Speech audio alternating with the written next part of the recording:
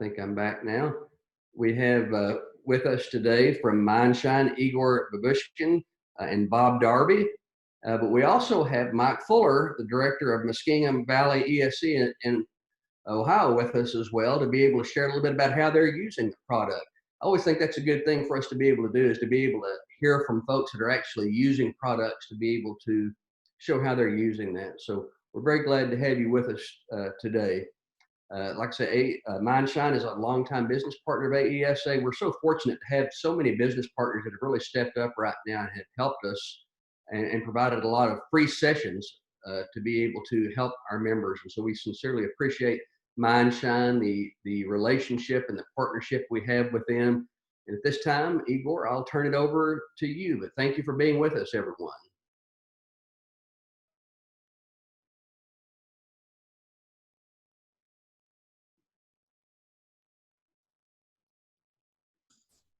All right.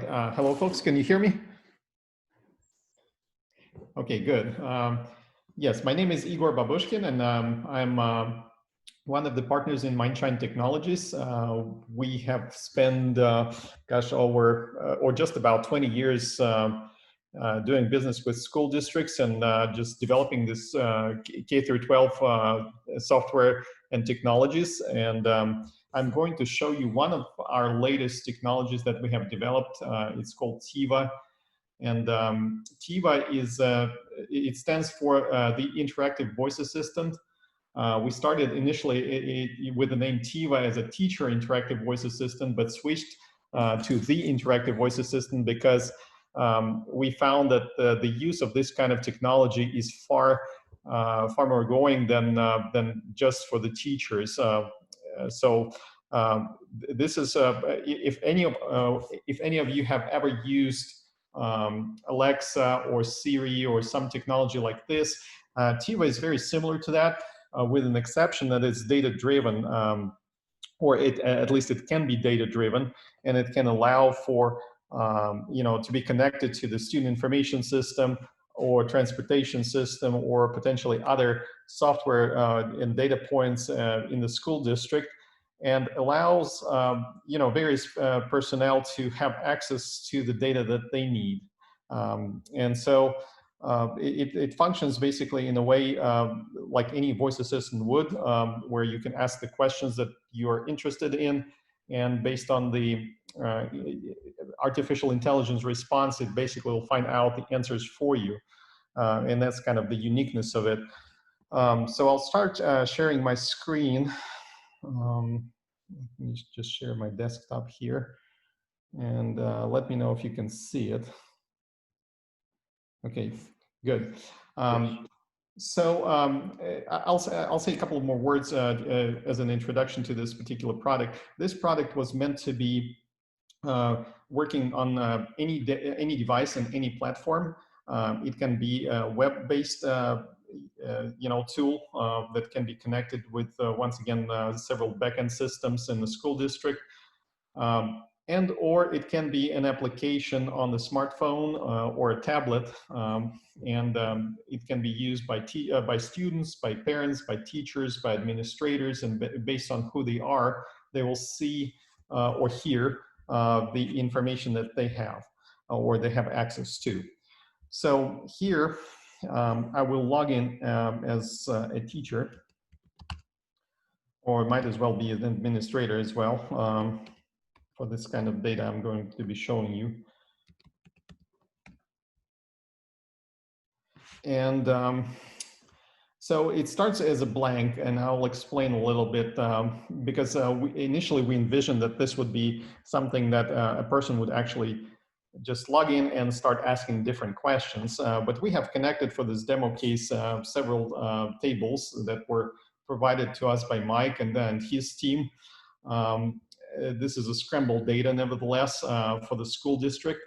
And it has just 5 basic tables. Once we loaded them, our AI tool, or TIVA, on the back end, it joins the table and it tries to make sense of the data that's there. That's the beauty of it, that we don't really have to manipulate the data to make it work well. And from here, a person can either type a question and or they can actually give a voice command. and ask the various questions. And those questions can be related to the data in the system, or if they're not, the system will still have some sort of response and we'll be able to talk back. So let me first start with just a few examples so you can have an idea of what it can do. So which students... Sorry. I don't know if you can hear what I'm hearing, but I hope you can. Which students have birthday in July? So as you can see, I have asked the system to provide me the list of students that have birthday in July. So it went into this contact list and pulled all the students that actually have July birthdays. And obviously there's quite a lot of them. This is school district data. So, but the beauty of it is that I can formulate my question in different ways.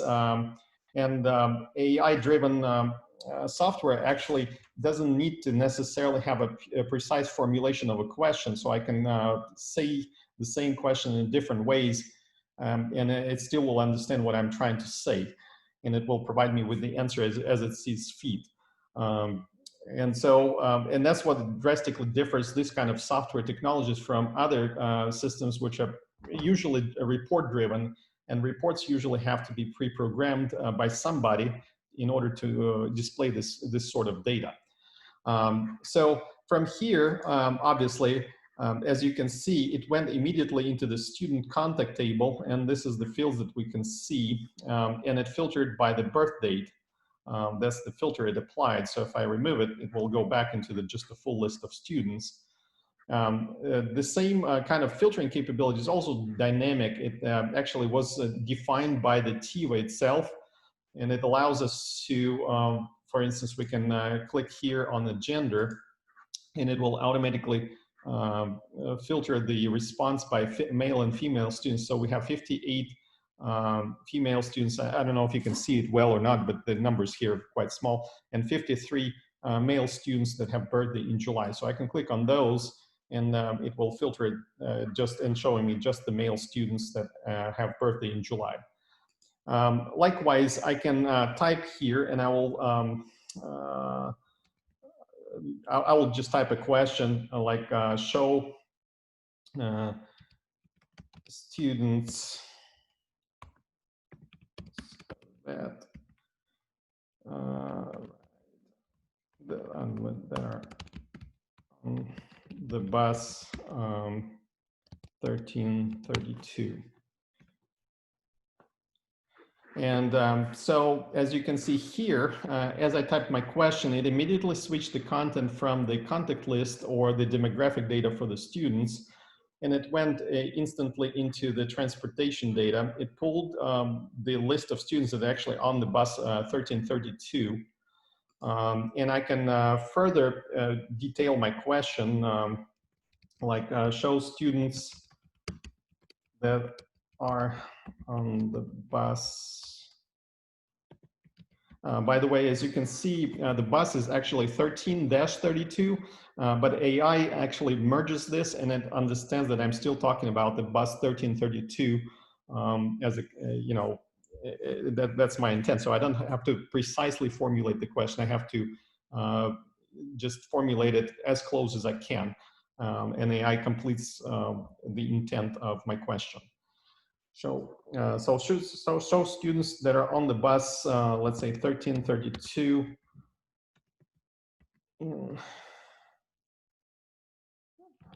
PM.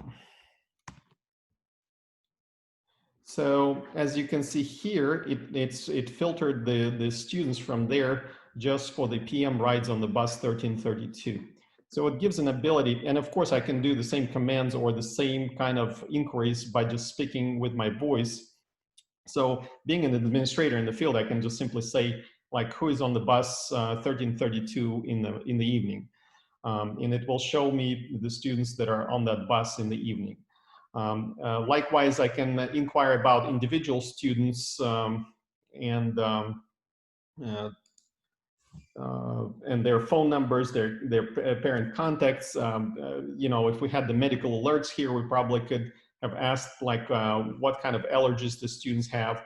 the student has, and so on and so forth. So there's a tremendous amount of potential for this kind of technology to be used in the field or on the go by the administrators, teachers, and likewise by the actually parents, where we can create an environment where school districts can actually define their own questions or frequently asked questions, and what is the registration procedure. So being a parent, from the smartphone, you can simply ask this question: what do I do to register my kids for the upcoming school year?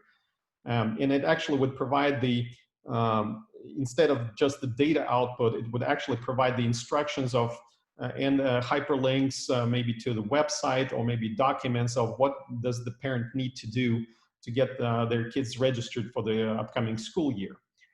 So this is the kind of tech that actually is extremely easy to configure, extremely easy to make it work. It can be defined by the various personnel for different intents, for different purposes in the school district itself.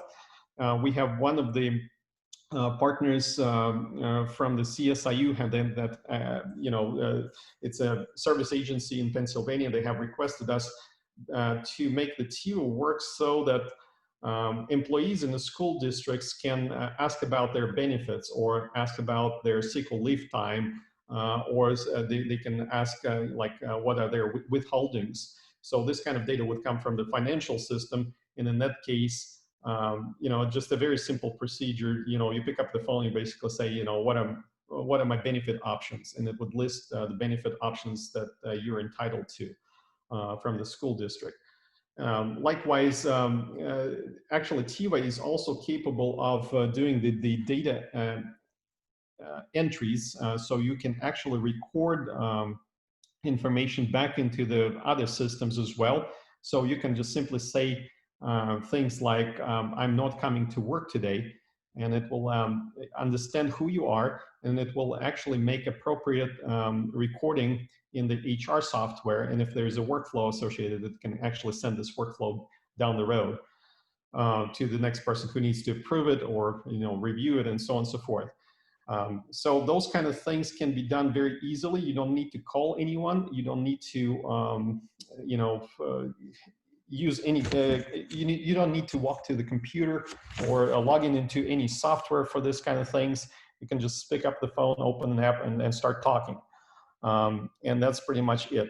The other things that I want to mention about TIVA is that TIVA, there's a lot of potential for it to actually replace or enhance the search capabilities and navigation through the different software packages, especially if they're very cumbersome, like student information system.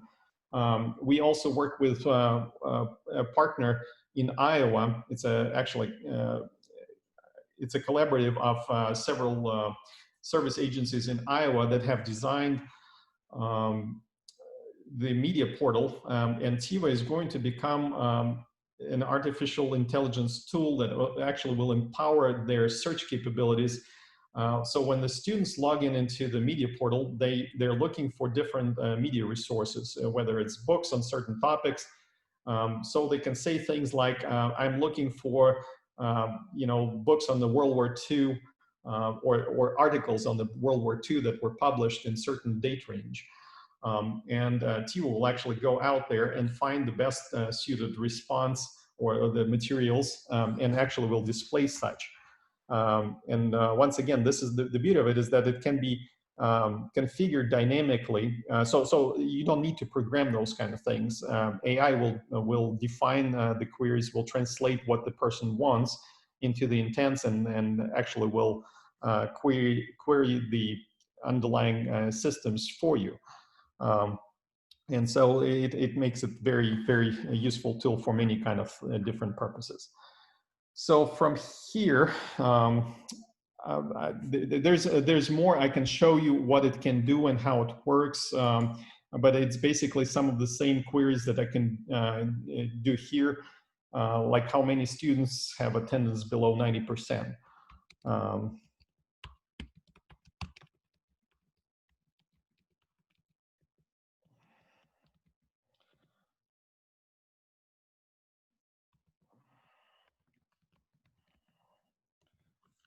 percent clearly a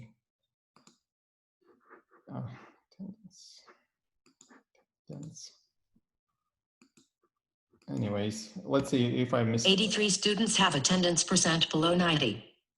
So see, it actually queried, it actually configured that the attendance percentage, it gave me the result, it instantly calculates those, it displays me the students that actually have attendance below the 90% here in all schools. I can further down the road, I can actually filter those by school and see how many in individual school, or I can say how many students below 90% by school. And in that case, it will automatically split it by school and will display me the results. So things like this are instant. You don't have to go anywhere. You don't have to look for this kind of data. You don't have to write reports or go into reporting in the software systems. It's just there. You know, you just say what you want and it will display it to you. From here, I will pass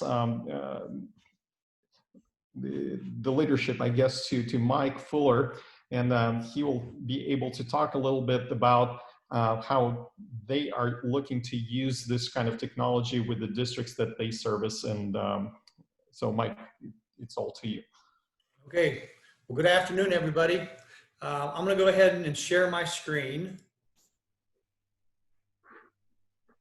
Igor, you got to. Okay, cool. Just did. Let me try it again. Here we go. Just bear with me for a second here. All right. Can you see that? Yes, Mike. All righty, cool. Let me do the slideshow here. All right, what I'm going to do, I'm going to do a very fast walkthrough of a pilot that we envision getting off the ground when school starts again. And as everybody on the call knows, who knows when school's going to start again? And who knows what school's going to look like when it starts again? Some of our original thinking about piloting TIVA was before COVID. And so COVID has certainly changed everything as it relates to working with students, staffing, transportation. There are more questions and unknowns than known. So I'm over here in Ohio. I mostly serve rural school districts. We got about 16 school districts with about 30,000 students enrolled across those districts, a couple career centers. When we're rural, we may not be big in terms of student enrollment, but we're big in geography. We're almost big as the state of Delaware. So we got a lot of ground to cover. I've been working with Igor and Bob for a few years now, and I'm really intrigued with their products because they do address some shortcomings in some of the other kind of information management software that we work with. A lot of the stuff I work with is big and cumbersome, and it really takes away the sort of interacting with data in a way that is actionable. Now, so again, I changed up my thoughts about using TIVA as a pilot in the fall, and I'm going to walk through how we're going to try to deploy TIVA in a way that's going to put some resources in my educators' hands, principally administrators, counselors, folks like that. So let me walk you through some things. So as Igor mentioned, we have access over here in Muskingum Valley. We set up a protocol that allows us to directly draw student information out of our information technology centers. So with district permission, we pull all kinds of information out as it relates to students. The very generic kinds of stuff about where they live, who their parents are, but also a lot of the granular stuff around achievement, things that relate to some demographics and so on. So nightly, I pull from 4 information technology centers information on those 30,000 students, and we warehouse that information on our end in secure servers. Now, we're compliant with all the kinds of things, the safeguard, parent rights, student rights, teacher rights, and so on. FERPA, HIPAA, COPPA, and other kinds of things like that. So part of this thing, as you get into pulling the data, you got to be mindful about privacy issues, confidentiality. This is serious stuff when you start grabbing big bunches of data, pulling it in, and then reworking it for other purposes. So we've been at it for more than 20 years, so we think we got a pretty good handle on how to do that. All right, let's talk about the pilot features of what we have in mind for our rollout come August, September, whenever. So here's the things that I want to put in my administrators' hands, my guidance counselors' hands, maybe some lead teachers' hands. First of all, I want them to have an updated student directory. So I might say, what's Mike Fuller's home phone number? I got to contact mom and dad. So just as you saw Igor do, it's going to give me the phone number, and I can call it right from my phone. I carry my phone everywhere with me. I don't carry a desktop computer or a laptop or anything else like that. I got my phone. And so having that information available on the fly like that is enormous. Here's the other thing that's a big deal in Ohio. We in Ohio can't say with certainty who has internet access and device access on a part of our students out there. Now, you would think we would have that information. I could go to some place and I could just pull up and I could look at internet coverage, broadband coverage, and so on like that. We don't have that in Ohio. And that is an extreme problem, if you will, when you start rolling out services that are blended or that are remote, that are virtual, and so on. So some students are good to go in terms of broadband and access. Some students are not. And so I want to know who those students are. I want to put this information in the hands of my administrators. So if you'll notice here in terms of this internet and home device availability, what we're going to do in the student information system is I'm going to add in a couple little survey questions for the teacher. The teacher knows who has internet access and who has device access. And so the teacher would say, Mike Fuller does not have internet access and does not have device access. So I know when I'm sending these lessons out and other kinds of things that the student needs to work on, it's not doing Mike Fuller or his parents any good. We got to have a second game plan, to deal with the lack of internet availability, broadband availability, those sorts of things. So what I want to do is I can set up this data grab around who has access, and then I can quantify that in a way to look at where I'm particularly spotty, where there are these deserts in terms of these broadband coverages and so on. Now, what that does for me is that it allows me to say, how am I going to address the gaps? So 60% of my kids in an elementary might have great access. The other 40% don't. Who are they? Where are they? What's our game plan to make sure that we provide them the kind of instructional support, the other kinds of support that they want? And my schools have to have that kind of information. And as I said, right now, they don't have that. This particular internet and home device availability, we anticipate there's going to be a whole bunch of students coming and going. There are going to be some parents who are saying, I'm not sending my kids to school. I don't care what you say. They're going to come to school. I want home instruction. Or there may be some districts that are in other kinds of areas that say, we can do more for you than, say, your neighboring district. And so I'm going to pull my kid out of this district, move them over there, and so on. So I want to handle on just that fluctuation in student enrollment, not only in terms of student count, who's getting what where, but also, again, who has availability, who has the internet availability to them. Now, transportation in the past has always been a nightmare anyway, trying to figure out schedules and who's going where and who's getting dropped off and who's getting picked up. It doubled and tripled with COVID. And the transportation system data doesn't rest in our student information system. It rests usually in a private vendor system. So we pull out of that private vendor the data relative to transportation. But again, I want to put in my administrators' hands, teachers' hands, and so on, what are the transportation features that a student is utilizing? What bus is a student on? Is it an AM, PM kind of thing? Are some students getting dropped off? Where are my walkers and so on? again, that information is critical in terms of losing a kid or in terms of looking at efficiency in terms of services and so on. So again, I want that on my phone, and I have that immediately. So if there's a problem, I can address it, like, you know, a bus crash or something like that. Or if there's some confusion about how to get a kid from one place to another, I have that information.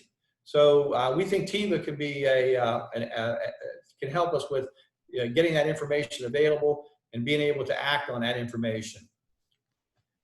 Now, the student monitoring, intervention, stuff like that, this was really going to be the thrust of what we were talking about, or what I was interested in prior to COVID.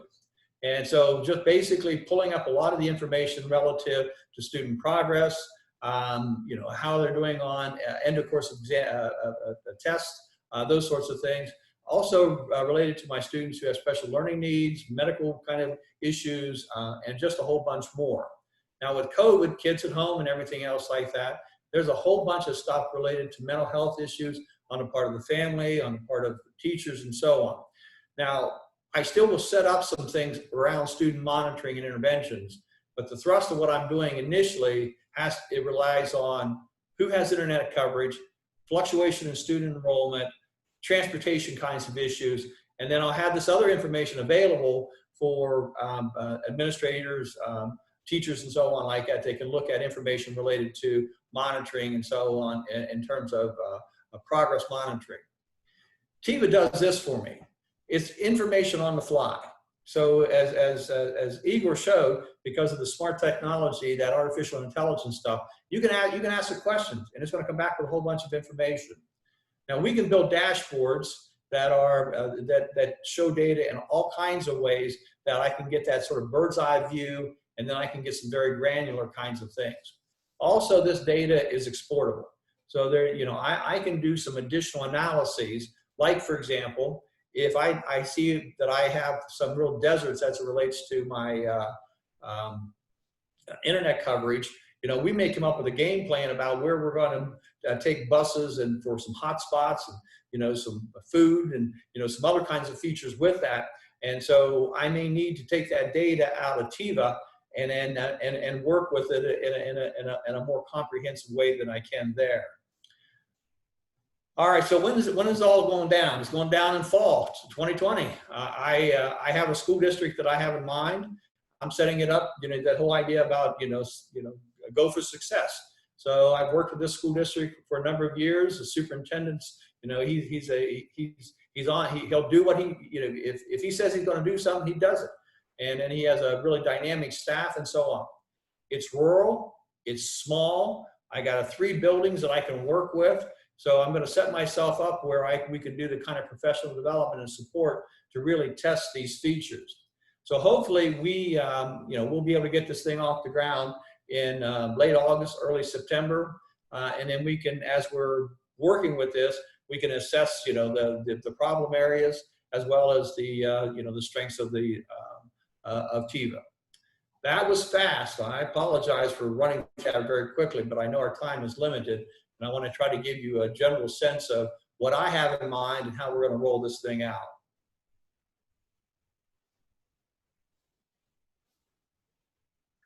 John, how do you want to take it back? Do you want to take it back for question and answers? Do you want to have any other kinds of things that that we should address? Say anything else, Igor or Bob, or that you'd like to share? I don't see any questions right now. If you do have any questions, please use the chat or the Q&A button at the bottom. We'll make sure that we get those in live if we can while we've got some time. But Igor or Bob, anything else that you'd like to share about TIVA?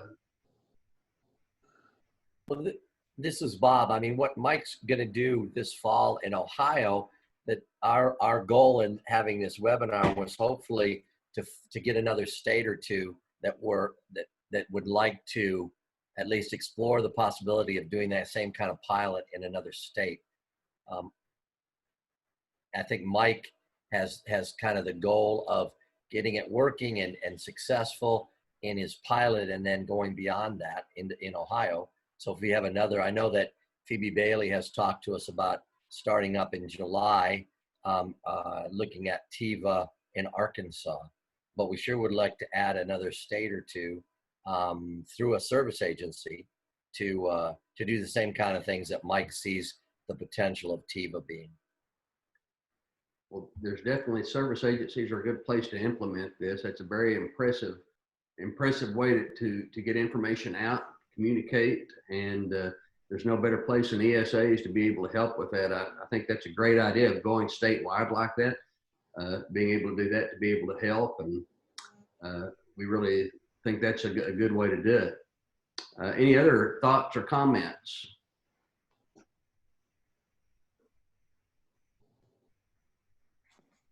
Not for me.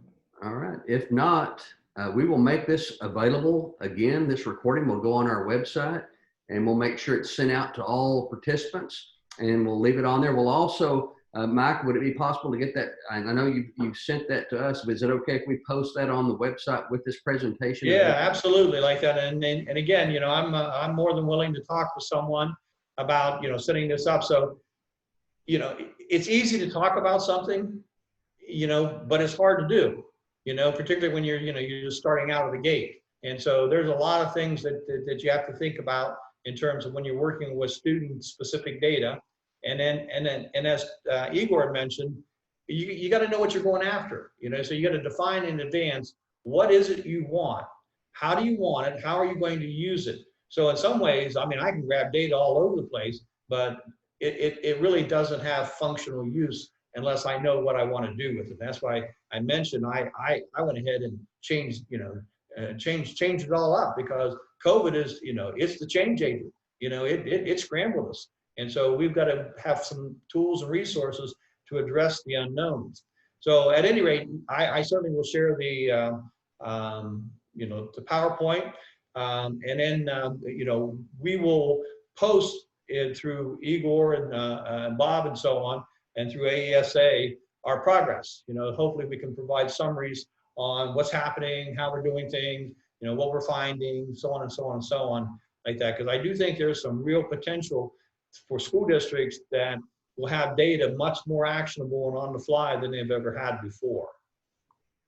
Absolutely, you're right. COVID's a game changer. We're all having to learn to do things a different way, from how ESAs work with our clients to how districts interact with parents. I mean, we're kind of a helper and a part of all of those things. Yeah. So Yeah. we sincerely appreciate it. Mike, thanks for your help today. Bob, Igor, thanks again for your help. We sincerely appreciate it. Thanks for your support with AESA of MindShine. I've got some great products. This is another excellent example of that. So thanks so much. All right. Have a good one. Yeah, thanks, John. Thanks everyone for Thanks, attending. Mike. Bye-bye. Bye. We'll be talking.